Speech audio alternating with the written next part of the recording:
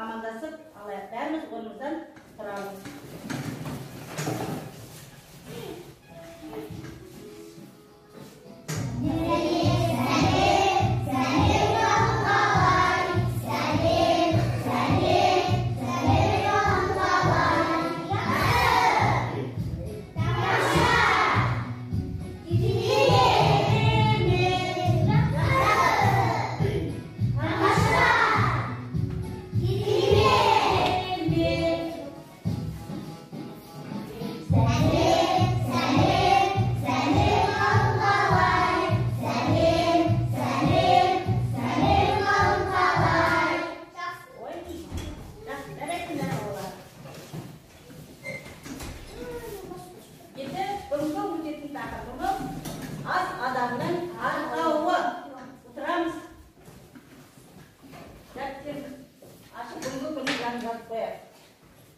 Ақпанның 8-і.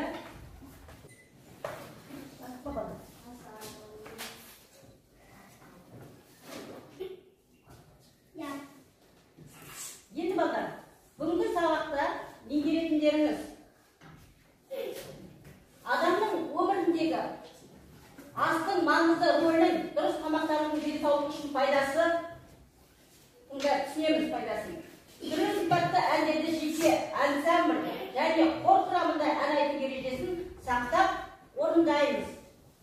Кеңес Дүйсекеевтің дастархан әнін үйренеміз және орындаймыз. Түсінді? Иә. Бірінші тапсырма ақпарат іздеу. Ас адамның арқауы дейік қалпы, солай ма? Иә. Сол айтқандай денсаулықты сақтау дұрыс тамақтанудан басталады. Тамақтағы қоректі заттардың сапасы жағынан адам организмінің мұқтаждықты өте қажет етеді. Әсіресе тамақтың нормасын әркім өз мөлшерімен жеу дұрыс. Әркім өзінің мөлшеріне қарап жеу керек. Әрине дастархандағы тағамның бәрін тауыса ішіп жеу ол мүмкін емес. Сол себепті тамақты бойға мөлшерлеп ішіп жеу керек екен. Мұны балдар суретте қандай тағамдарды көрсетесіздер балдар? Адам денсаулығына қажетті дәрумендер бар, солай ма? Осы керекті дәрумендерді осының ішінен тауып дәптерге жазамыз. Қандай тағамдар бар екен? Киви бар, банан бар, апельсин бар, сусындар, қандай сусындар? Шұбат бар, осының ішіндегі осы дәрумендерді дәптерлерімізге жазамыз. Дәптерлерімізге жазалауымыз осының ішіндегі дәрумендерді. Адам денсаулығына қажетті дәрумендерді суретіне қарап дәптерлерімізге жазалаймыз.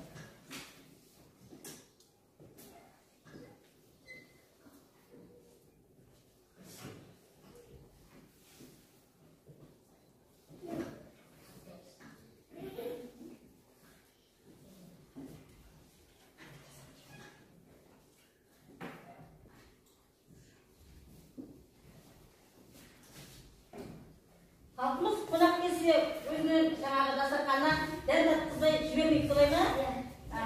Қонаққа жаңағы ең дәмді деген тағамдарды, өте пайдалы тағамдарды, сусындарды жаңағы столға қоямыз.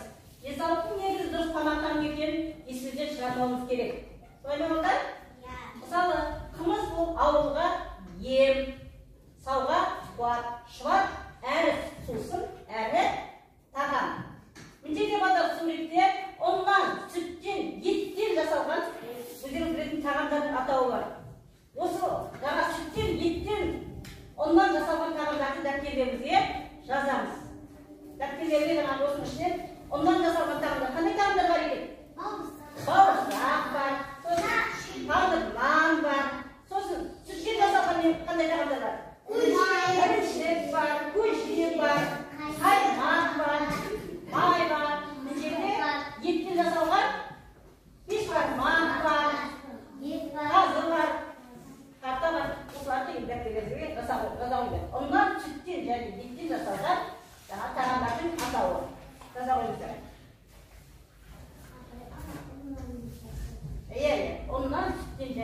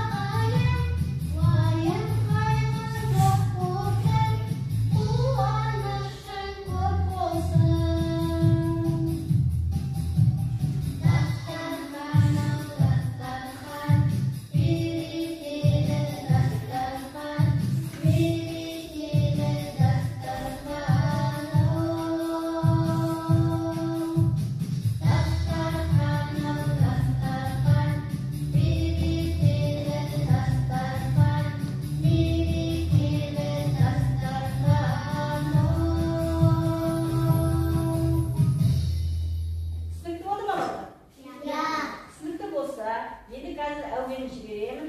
Әуенмен қосылып орындаймыз. Яна музыканы тыңдап орындаймыз. Денемізді тікесінаймыз.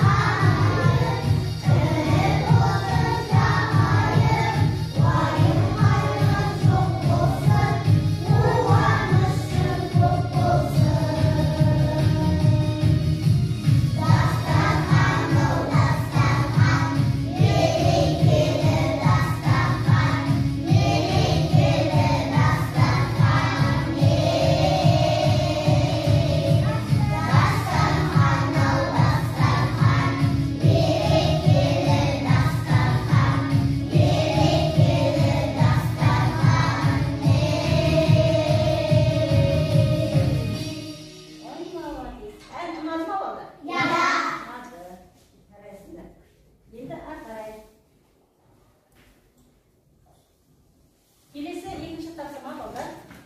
Әуелі ыстақты ойын. Бұл ойынның шарты ұннан және сүттен жасалған тағамдар атауы. Дастархан әні шумағының ырғағы мен әуеніне қарай түймебектей өлең жолдарын пайдалана отырып, ұйқастыра орында. Дастарханның үстінде нелер тұр болды? Қандай сусындар тұр? Қымыз, сүт, қаймақ, шұбат тұр. Дәм аузыңнан кетпейді, отқа піскен балға нан. Енді осыны балдар. Бізде жаңағы дастархан әнінің әуеніне қосып орындаймыз.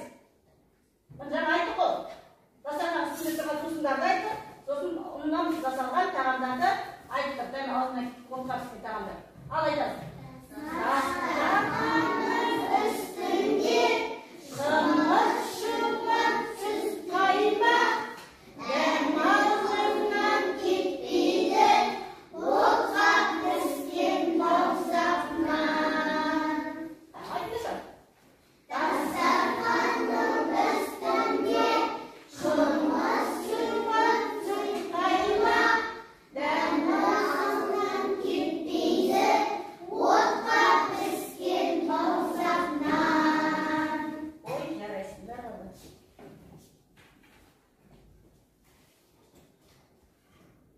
Енді балдар, бүгін біздер қандай ән үйрендік балдар?